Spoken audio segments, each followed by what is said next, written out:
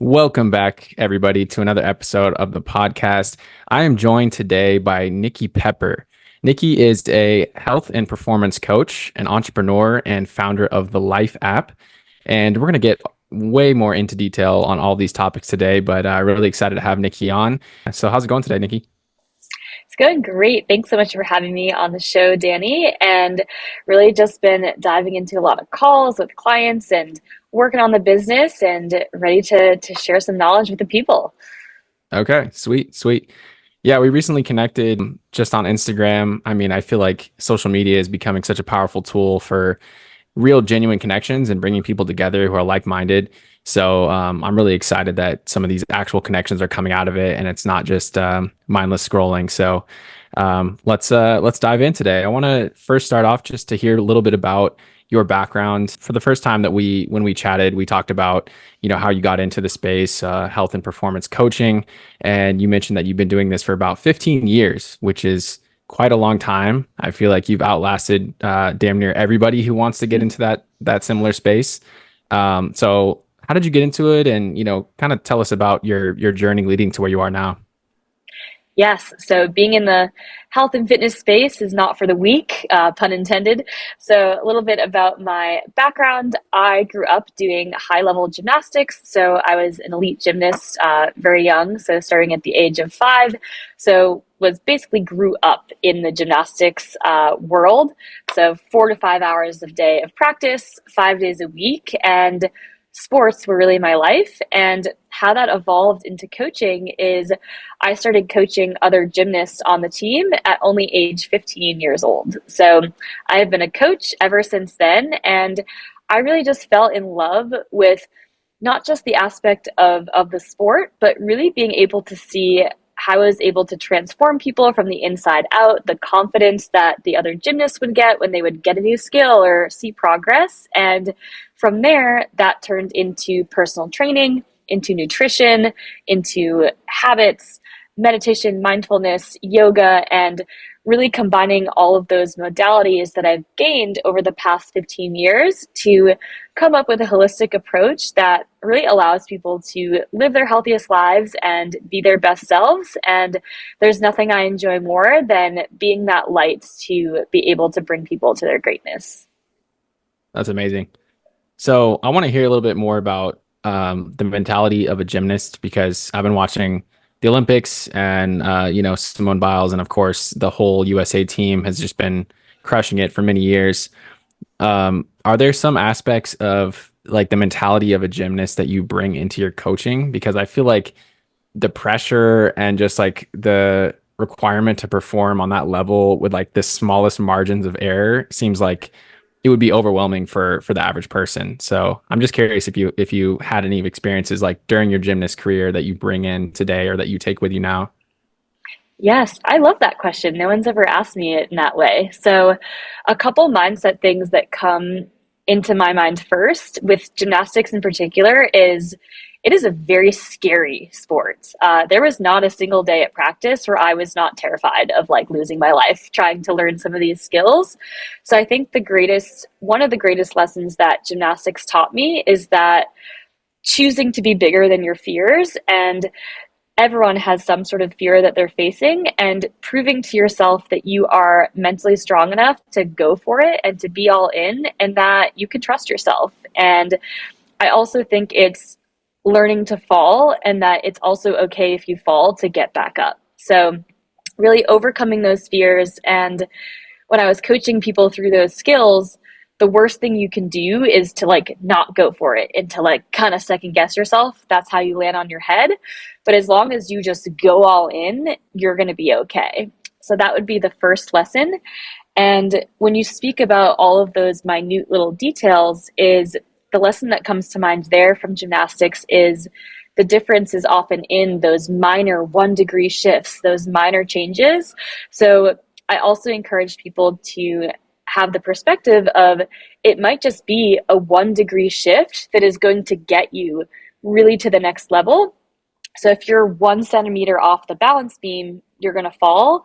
You make that 1 centimeter adjustment and you keep staying on that trajectory, you're going to hit every time. So I think Mm, those are some of my two lessons that came to mind first. Yeah, that's awesome. I feel like there's so many parallels to personal development and growth that you can take away from what you just said.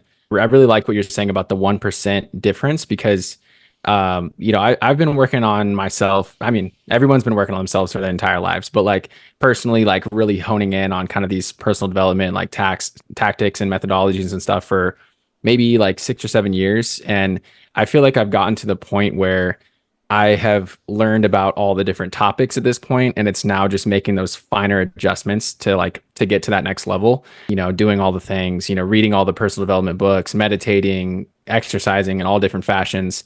And now it's like, okay, how do I just like tweak things a little bit to like really lock in what I'm hoping to achieve on? So yeah, I really like what you said there. I think that's a really big takeaway that many people could apply no matter what they're doing. Yeah.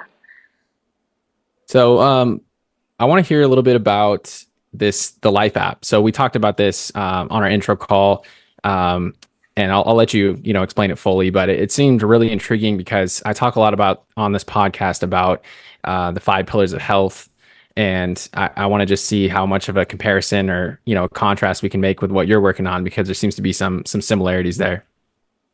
Yeah, and really with the Life app, what Life stands for, my brand, my company, it's LYFE, and it stands for Live Your Fullest Every Day. So where that concept originated from is how can I create the tools, the modalities, and empower people with these skill sets and this foundation to live their fullest lives every day. And what we talked about with those 5 pillars is from your physical health, mental health, emotional, energetic, and spiritual, or any other kind of pillars you want to throw in there. You can't have one without the other. You know that when you are, mentally not feeling good, you're getting anxiety in your chest, you have a pit in your stomach, you're exhausted, you're stressed, you're having these physical impacts. If you're feeling disconnected from source or from whatever you believe is your creator, you're not going to feel like fully in alignment with your life. And with the Life app, I've combined all of the modalities that I've learned over the past 15 years from workouts, mobility, Reiki, which is a form of energy healing, sound healing, breath work, yoga, nutrition, the mindset aspects that come up. And when you really look at the person from this holistic whole picture, you're able to see how intertwined things are and how these aspects really feed into each other. So, all that to say, with the Life app, the way that I've created it is we are creating a sustainable lifestyle for that everyday person that's really achievable, 30 minutes or less, small habits that really compile over time and able to make it accessible to people around the world. And it's my mission in this life to give back the gift that these tools have given me in my own life. It's amazing. So you're talking about 30-minute habits, small chunks of your day that you can implement some of these habits or these small adjustments in your life. Have you noticed that there's been like an outsized thing that you do, a habit, one thing that's like really stuck out for you, either yourself or maybe the clients that you've worked with or coached, through the Life app? Has anything stuck out as being like more important than the others? Mm, you know, I would say no, because it really depends on the day. But I think in terms of that concept, what I would encourage our listeners or what I encourage my clients is ask yourself, like, what do you need today? One day it might be a strength workout, it might be something really intense. Another day showing up for yourself is like actually not doing your workout and being like, you know what?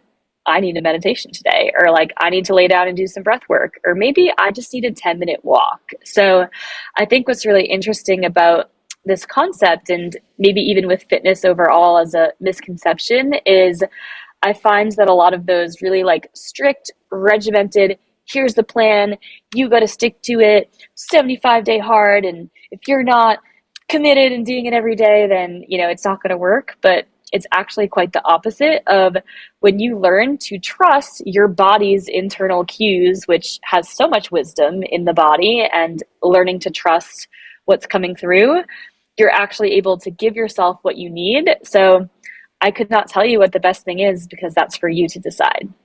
Mm, right. And it's probably so day to day and dependent on your mood and other things that are going on in your life.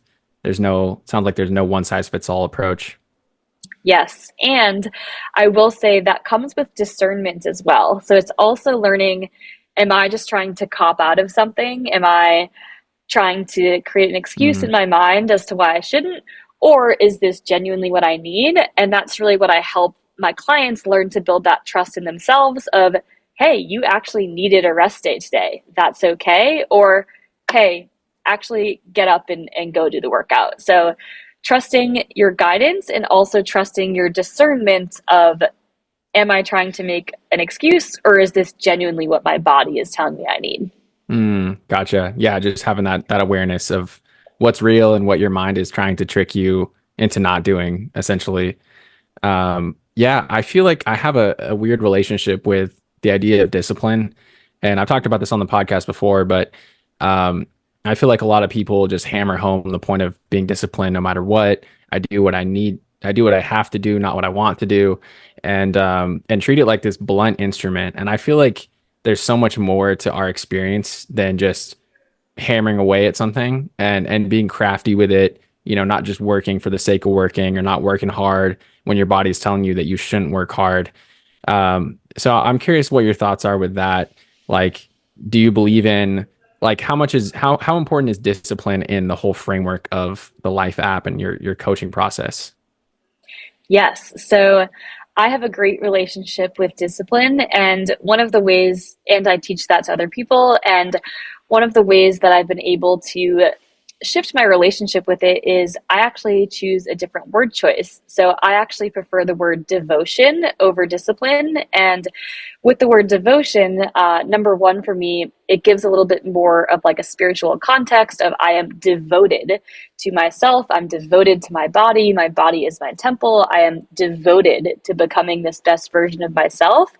And it just feels like for me, the connotation is more of a come from of love, of I'm worthy and I'm so devoted to myself and I'm so devoted to these habits that I'm willing to get uncomfortable to do my devotion, my daily devotion to myself.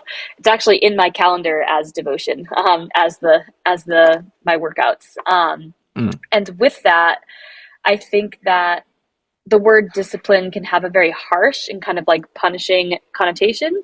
And you can just choose to reframe it of, I'm disciplined. And kind of relates back to that concept of, as long as I'm devoting a certain minimum standard for myself of my time, I don't care if that looks like 10 minutes of stretching or an hour workout. I'm staying devoted to showing up in whatever my level 10 is for the day.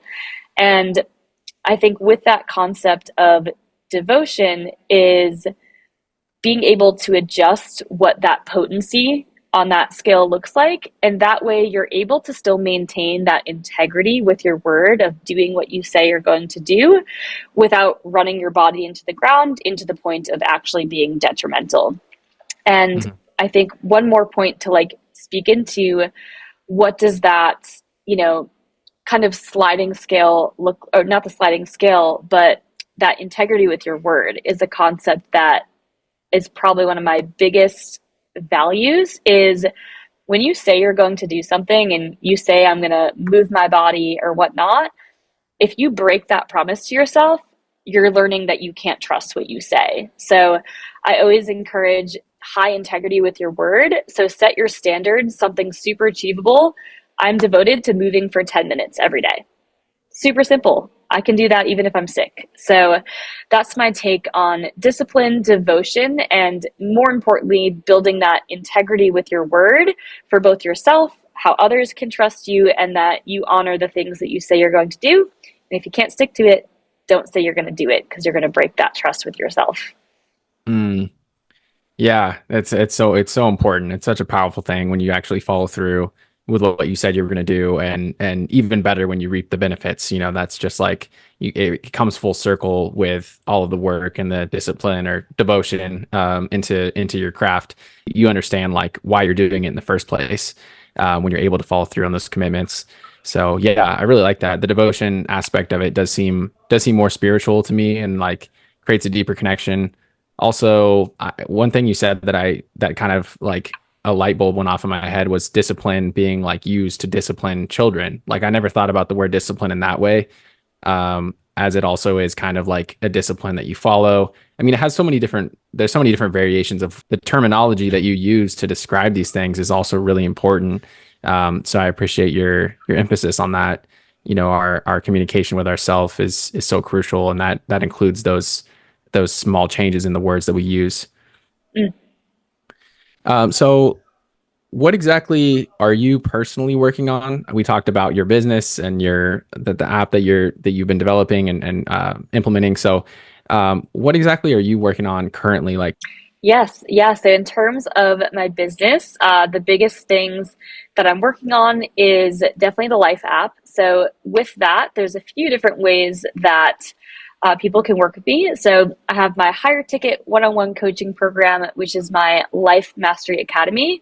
And really that's designed for busy professionals and people who want to expedite their results and really have that one-on-one coaching experience. And with that, I'm working with people one-on-one through different phone calls, customizing their program, and really getting them to become that high performer. And there's also kind of more of the do-it-yourself version of the app. And other than the app, I am working on my international retreats. So we have Colombia coming up in just a few weeks from the date of this recording, and that is all about work-life balance. So if you want to know more about that, I can dive into like how those retreats are founded, or do you have any specific questions on what we create for people in that environment? yeah, I would love to know about that. I feel like, how you got started in that space in the first place, and then also, how they're very intentional in getting transformation out of people who come to the retreats. Yes. So, how the retreats were founded. So, kind of a fun story. So, I live here in Austin, Texas, and my co founder, she has a co working group. And being an entrepreneur and working from home, oftentimes one can feel like isolated. So, I went out one day and went to her co working group, which is a bunch of people meeting up and working together in community. And I think the biggest takeaway that we realized is that power of surrounding yourself with like-minded people and being able to have that collective container where in between your work sprints, you take 5 minutes, you have a great conversation with someone. Maybe that person ends up being your business partner. So the power of community, the power of surrounding yourself with other people who are working on their goals.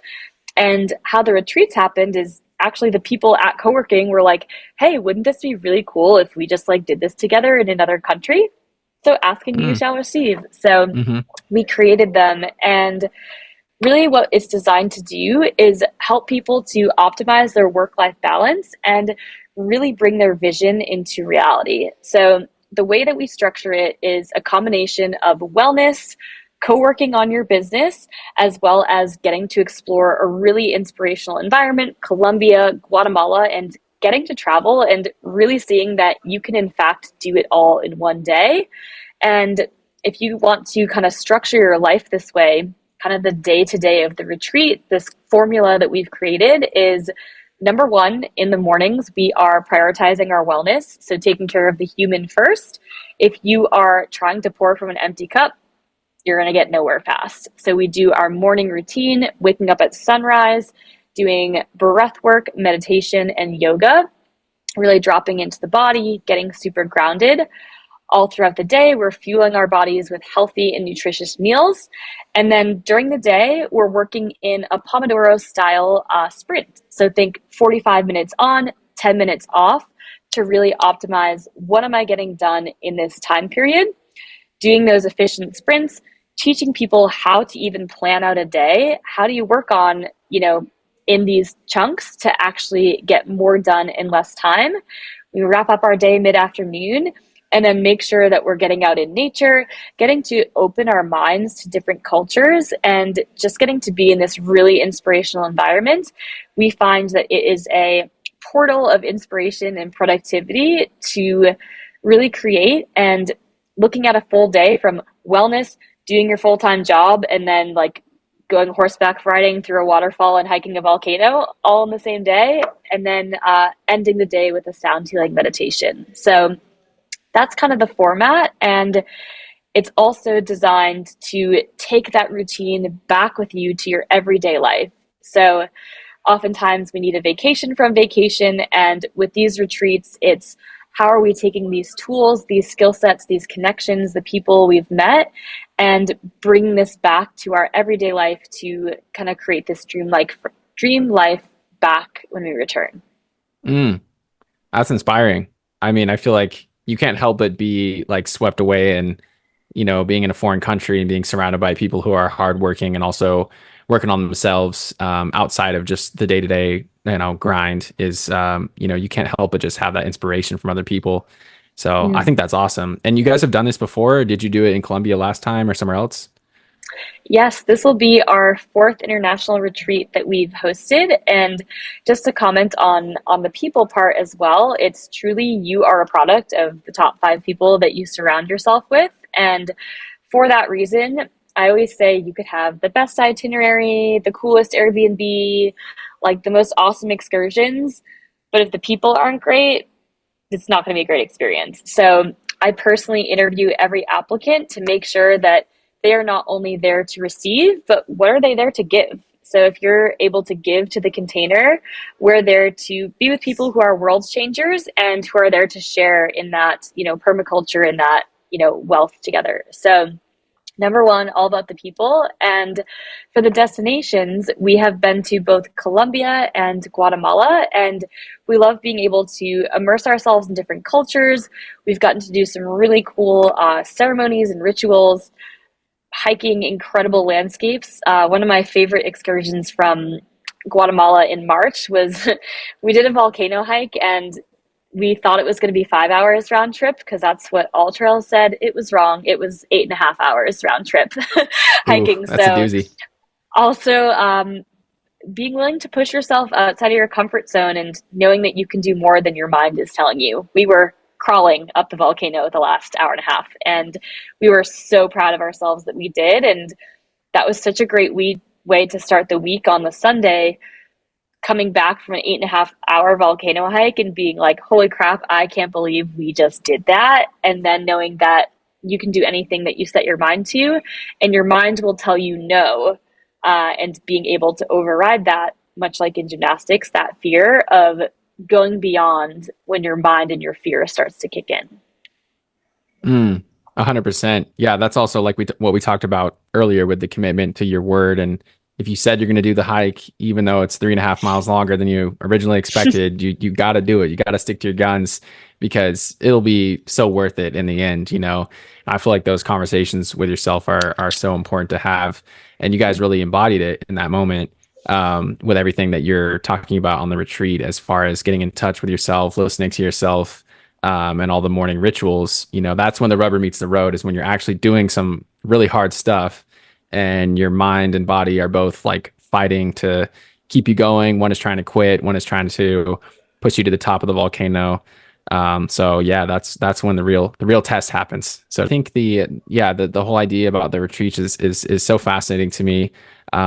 My sister goes on some retreats and she does like these silent meditation retreats where she goes for, I think it's like 4 or 5 days, no speaking with anybody, meditating for hours every single day. And I always thought she was a little bit crazy when she first told me that she went on one. But then over the years, I've become more and more intrigued about them. And then hearing about retreats like the ones that you host really just kind of draw me in. And they're just intriguing because of the potential for compressing all that transformation into one week. Um, so I guess what have people said, coming back? Are there like long lasting effects that you've heard about or that you've experienced yourself from the retreats? Yes. And I would say the most interesting thing is being able to really carry that momentum into your life. And there is definitely an integration period. So I have hosted many styles of retreat. This is just one of them. And what I always, I guess, caution or disclaimer to people is there's going to be an integration period. You're going to come off this high and then you're going to feel a crash. So I think with any sort of transformation, it's setting expectations and letting people know in advance what they're going to experience. You're going to feel really high. You're going to like kind of have a dip, and then you're going to find this new equilibrium. And I think the cool thing with transformation is it's an ongoing journey. So I think one piece of advice I would give to people is aim for like a smaller goal that you're really committed to. So the retreat's just an example, or a wellness program, whatever it is. One question that I would encourage people to ask themselves is, what would success look like for you if you could pick one thing that looking back you would say, I'm so happy and I'm so glad that I invested in this retreat, I invested in this program, if I could achieve this one result, and then really focus that on your priority. So if someone's leaving the retreat, it's, maybe it's they really want to launch their website or be really consistent with just their yoga practice leaving the retreat. So not setting like 10 goals and then trying to juggle all those when you get back. Really hone in what's your number one focus, wait until you have that super consistent, and then add another layer to it. So that would be my advice for any transformation of figuring out what is your number one priority, what would make this investment, retreat, program, etc. a success for you, and doing everything in your power to commit to that one goal first before building on 5 or 10 different goals. Yeah, I feel like our attention gets spread so thin, especially when you're trying to focus on holistically improving your life. You have these 5 pillars that we're talking about. It's kind of like, it seems like what you're suggesting is to kind of have tunnel vision on maybe one of those pillars at a time, or maybe one goal within a specific pillar. I'm just curious if you could expand on that. Yeah, and I think this can relate to a business goal or a wellness goal. So especially for like entrepreneurs, where juggling so many tasks, everything feels urgent and important all the time. Habits, I feel like I need to meditate, do breath work, cold plunge, sauna, ground, do all the things. That's going to be too much. So the question that I would ask for any goal is, what is going to move the needle forward the most? So if it's your business and you're debating, here's an example that I get all the time with entrepreneurs of, I really feel like I need a new website. And once I have that, and once that website's like perfect, then I'm going to start selling my program to clients. Like, no, you don't need to do that. You need to go talk to 10 people a day.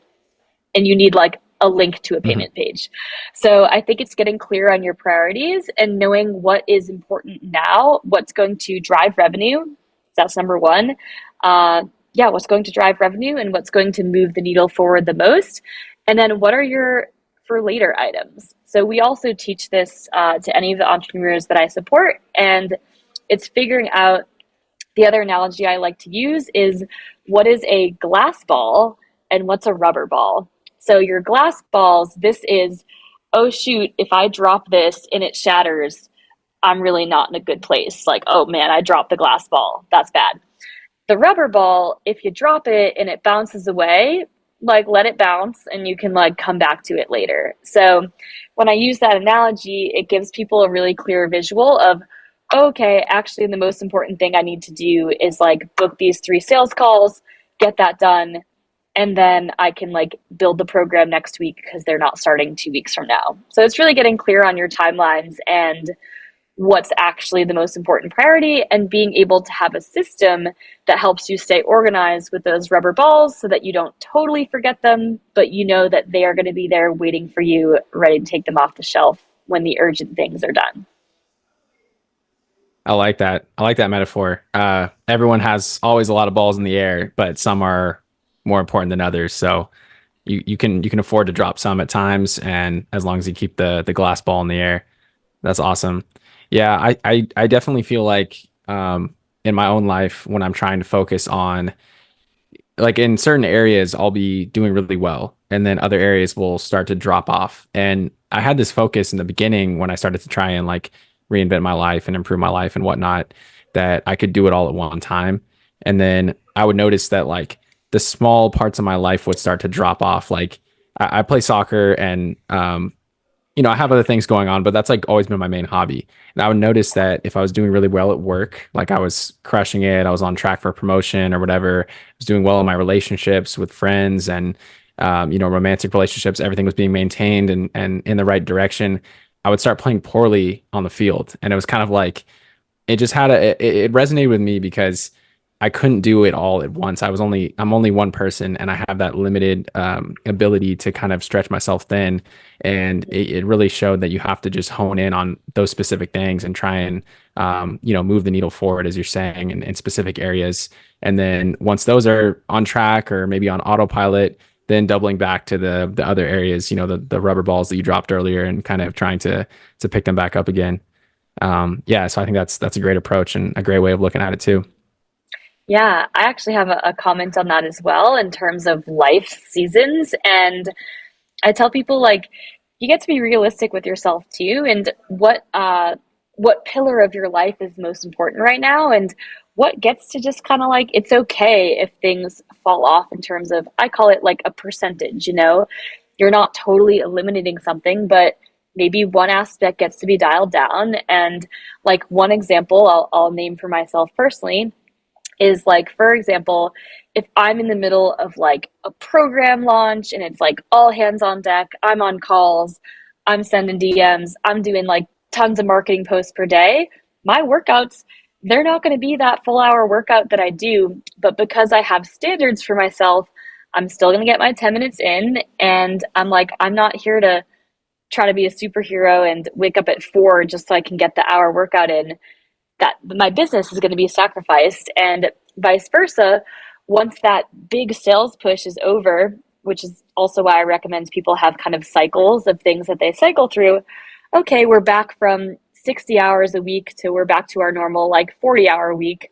All right, now my workouts can like be a little bit more priority. I can take my time, do my full hour, do my cold plunge, and now my business is more on maintenance mode because I'm not in the middle of a launch. So also letting people know that seasons of one thing being a bigger priority than the other is okay, and it should be this ebb and flow. It's not meant to be all in all the time, or you would just run yourself into the ground. Can't sustain it. Can't be done unless you're a robot. So if anyone's True. figured that out, let me know. Yeah, yeah, exactly. I'm looking for that, whatever that magic formula is as well. Um, so you've been doing this for a while. You've been doing this for 15 years. We talked about you've probably seen a lot of change in terms of how you market your business and how you gain clients and keep providing value to them. And I'm curious specifically, I really like talking to people since we met on social media in the first place. How has been your experience navigating that? Because that is a challenge in its own right. And I talked about this on my last episode because I've only had the podcast. This is about a year of the podcast. And like it's been a whole learning curve for me about navigating social media. I thought I was just about to record episodes, release them on Spotify, and people would go crazy, but you need to do a lot more. So yeah, what's been your experience with all that? Yeah, oh my gosh, I love this question. I could go so many different angles with it, but I'm probably going to go a direction that maybe you weren't expecting. And it kind of brings you back to the point that you mentioned at the very beginning of this episode of you're so glad that with this social media, like we made a genuine connection and we're genuinely here, like interested in what each other has to offer and share with the world. And the algorithm's always going to change and this tactic or this strategy or paid ads. But at the end of the day, every business and just life in general is relationships. So it's like, do you genuinely care about the people that you're talking to? And I think, sometimes we can get lost in the metrics or this reel went viral. But at the end of the day, what's actually been number one more important for me in terms of my values, and number two more impactful for my business, is just building relationships and really providing value and being in service. So I know that if I'm in service, I'm showing up, I'm providing value, I am genuinely caring and checking in on people like, hey, how is your life going? Whether or not that person becomes a client, I'm unattached, because if I made a difference in their day just by like checking in on them and actually caring, like social, the social part of social media and really building that genuine connection, I know that that at some point is going to come back. And those relationships have definitely been the biggest builder in my business, especially for someone who doesn't have like a million followers who can just put something out for $5 and like, 50,000 people buy it. So with that, I think for the everyday person and just out of a values and integrity person standpoint, just like show that you actually care about other people, and that goodwill and kind of good karma is going to come back. And I also actually ask a question on my client calls. Usually it's like after a client starts working with me, I go, what was the reason that made you start working with me? And I actually threw it through all of their answers through ChatGPT, and the commonality was I can actually tell that you genuinely care about people, and you cared about me, and you cared about my life and my results. And that across the board, the ChatGPT doesn't mess up the summary, and that was what came across, and that really meant the world to me. Mm, that's huge. Yeah. I mean, the fact that you can affect someone's life is infinitely more powerful than any of the other metrics. I feel like even if, you're impacting a handful of lives, or something that you share on there has inspired one person to think differently about that subject, like that alone is really all the validation that we should be looking for or seeking. But yeah, it's hard. And, it's hard not to get sucked into the metrics, to try and stay neutral about it. When a lot of those are kind of tied together. Mm. Like thinking about wanting to look at the metrics because you want to impact more lives, or that could lead to you impacting more lives, but also not getting too attached to them. It's kind of like a Mm. tightrope to walk, it seems like. Yeah, I have another comment on that you just inspired me. So I think the other thing that comes to mind is just like consistently showing up and being more attached to the process and the skill set than you are to like any metric or any result. And I was actually at a dinner for entrepreneurs last week, and this guy was sharing his story, and he had posted 700 videos on Instagram before one of them went viral. And so he's showing up every day, refining the skill set. What worked about this one? Ooh, this one popped off a little bit. Let me try to remake that one. And it's really looking at the data too of like what went well about this reel. You can go, and these are, I guess, more tactile things you can do of looking back at your insights and looking for any trends. Was it I was wearing a certain color, or people like when I talk about this topic more? These are getting more engagement. Okay, let me create more of that. Let me ask my audience, what do they want to see more of? And all that to say, like consistently showing up despite the result. And you could be right here. It just takes one more push or one more rep or one more post, and then it takes off. But when you give up too soon and you're attached to like, oh, I didn't see the result yet. Same thing with weight loss. Like, oh, I've been doing all these workouts and haven't seen results. You're like right on the cusp of the weight about to like drop for you. So that analogy of like Hmm. consistently showing up and being committed and devoted and disciplined to the action, the habit of showing up daily, that is what's going to get you the results, whether it's Instagram, whether it's fitness, whether it's your business, of being more committed to that process and being committed to developing your skill set and always getting better. Inevitably, you are going to get the result. Yeah, and even if it's not the original result you were looking for, you'll get some form of learning or gratification out of it, even if it Mm. takes you down a path you weren't anticipating, I guess.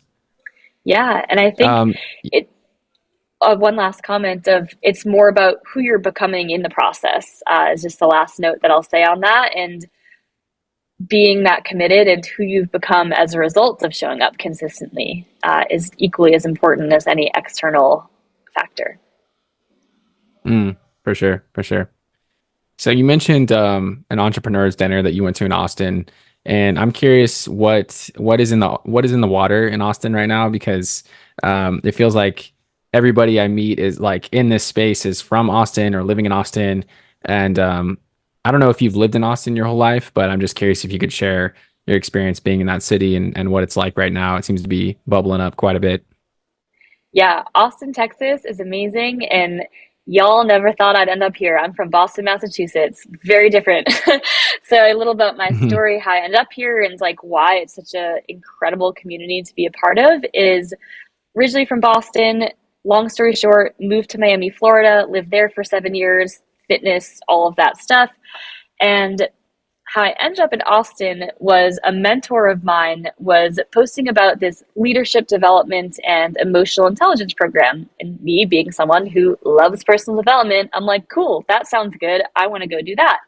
And it happened to be in Austin, Texas, which is no surprise now that I'm here because this whole community is all about developing yourself, being a better person, personal development, healing, wellness. It's a bubble for that space. And so I was flying back and forth from Miami to Austin to go to this monthly like leadership training. And about half the people who were in the container lived in Austin. And I just loved the community so much that I decided to uproot myself, like no job, no plans. Like I work for myself. So I was like, I'm going to go. Drove 25 hours across the country, kind of risked a lot of things because I had built a lot of in-person stuff in Miami. So I was saying no or trusting, I was trusting my instinct, trusting my intuition, this pull to move to this community, Hmm. left about half of my business behind. So think about cutting your income in half to then move across the country to a place where I'm like, hope this works out. And it was the best decision I've ever made because the community here is so supportive, and it's a place where like I find that everyone wants to see you win, and it's so collaborative. And I shouldn't say the word everyone, but let's say 99% of people have moved here because they love the culture.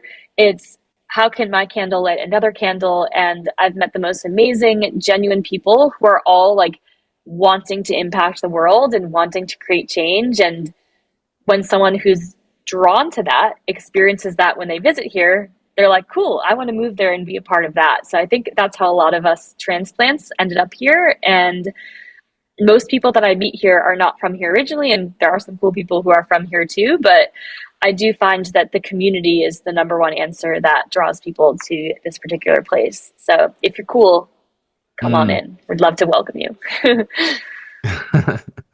Only cool people allowed. Yeah. Yeah, I went in 2021 only for a couple days. I was visiting a friend, but I had no idea about this community, nor did I have a podcast at the time, or was like really starting to meet people from Austin that are interested in this kind of stuff. So next time I'm back around, I'm trying to link up with people, do more in-person interviews. I think that'd be awesome. Um, so how did you talked about that big decision, right? Moving from Miami to Austin. What gave you the confidence to go through with that? Like, did you write up the pros and cons? Did you have someone convincing you? You said you had a mentor. Like, how does one deal with those big, massive decisions in life?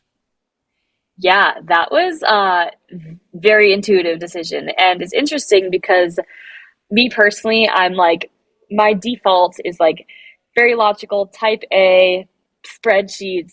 And yet I also have a very strong intuition. And it's trusting that even if it doesn't make logical sense, you can trust your gut and your instincts that it's all going to work out. So when I did make the pros and cons list and the logically the numbers, all of that, it did not make sense for me to leave everything I had built in Miami.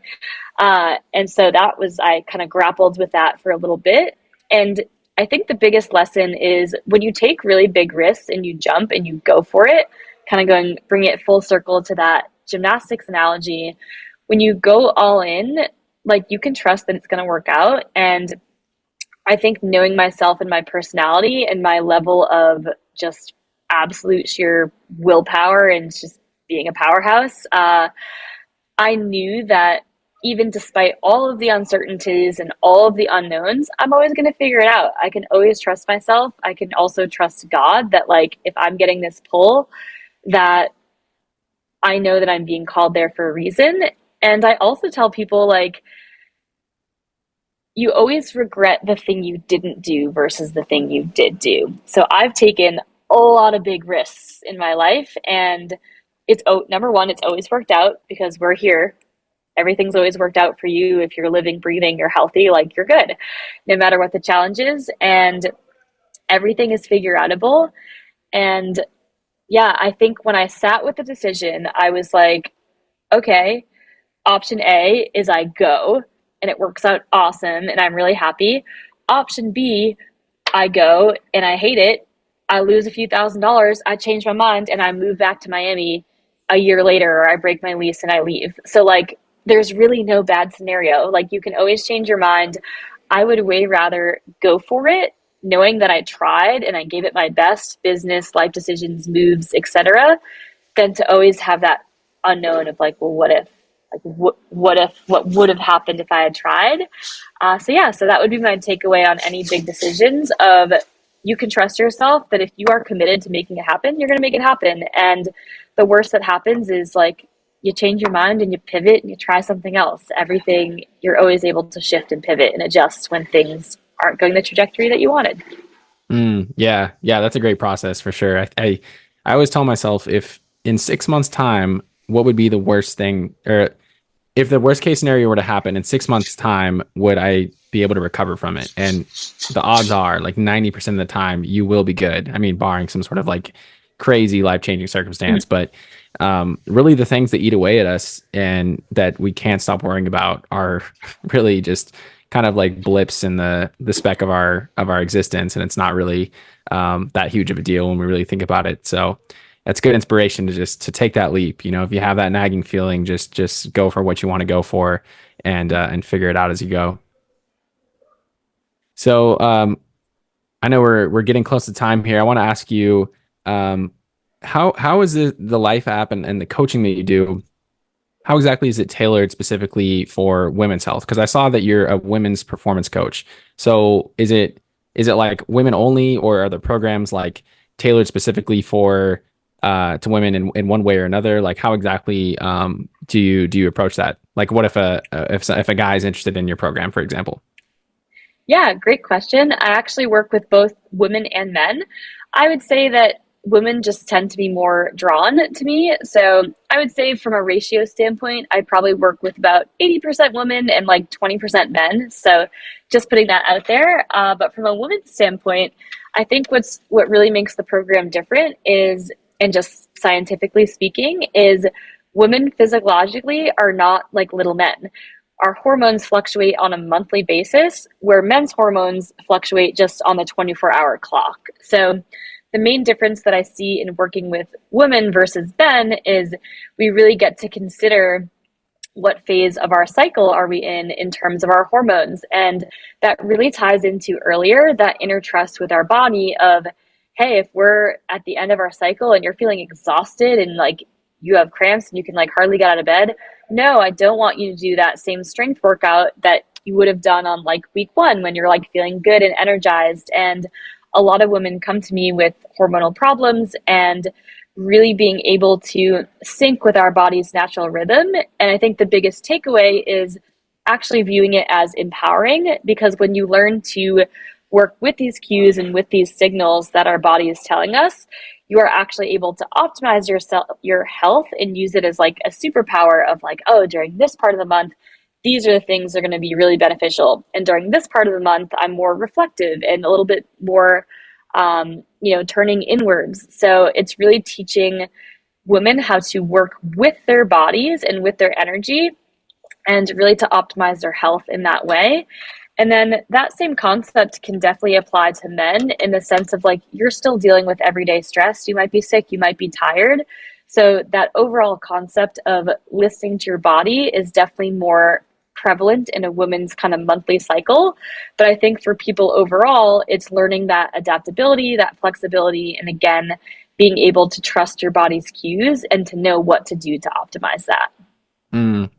That's really interesting. I was actually having a conversation with my girlfriend about this last week because she said something about being on a certain day of the cycle and not drinking caffeine, or she had some sort of like boundaries that she was trying to follow, and that just like never really, of course, being completely biologically hardwired in a different way, it just wouldn't occur. So I feel like that's really important to think about too when making recommendations, and worthwhile thinking about too for people. We talked about, one size fits all approaches and how those don't work, but like specifically with gender too. I mean, something that I might be saying on a specific day just won't resonate with half of the world's population, and it's a really important thing to think about. So, yeah, Yeah. thanks for touching on that.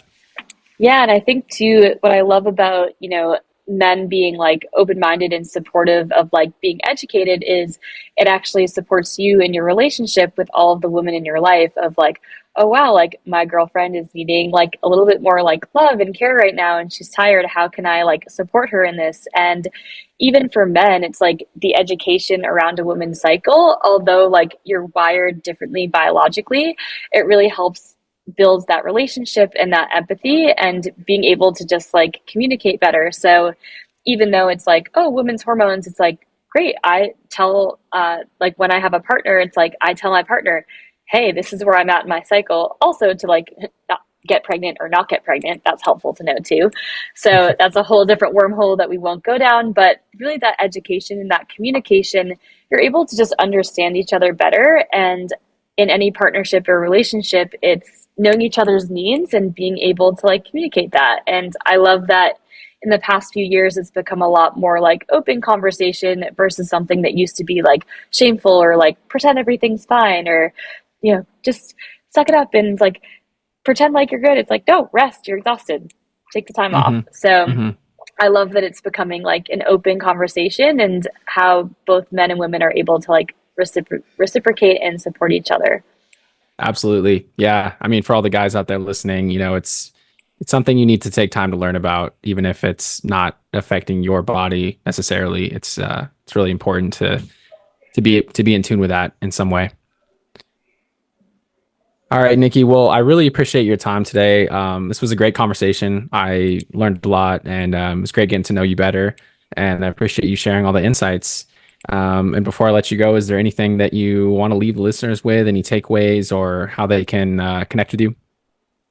Yeah, definitely. I think the biggest takeaway that I feel came through in this conversation is like building that self trust with yourself. So, whether it's like integrity with your word, showing up for yourself, taking those big risks or those big leaps, and knowing that you can trust yourself, whether it's with your physical goals, your business goals, I think, yeah, just encouraging people to like really go after it and also get the support that you need in the process.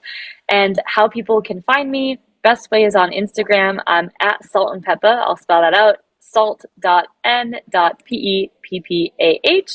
And if people are looking for a resource, again, I love to be in contribution. And you can actually get my 7-day lifestyle reset, which is a free 7-day fitness plan. It includes 2 workouts, mobility, breath work, yoga, meditation, nutrition, and hydration tips. That is free and that is available in my bio. You can download the app and have that free 7-day fitness plan to keep as my gift to you. And other than that, I look forward to connecting with everyone on social media and definitely reach out if you have any questions around health, wellness, or your business. Fantastic. Thanks so much, Nikki, again, and all the best on the retreat. I'm super jealous, but I know you guys will have a great time out there in Medellin and live it up for us back home. Sounds great. Thanks so much and talk soon.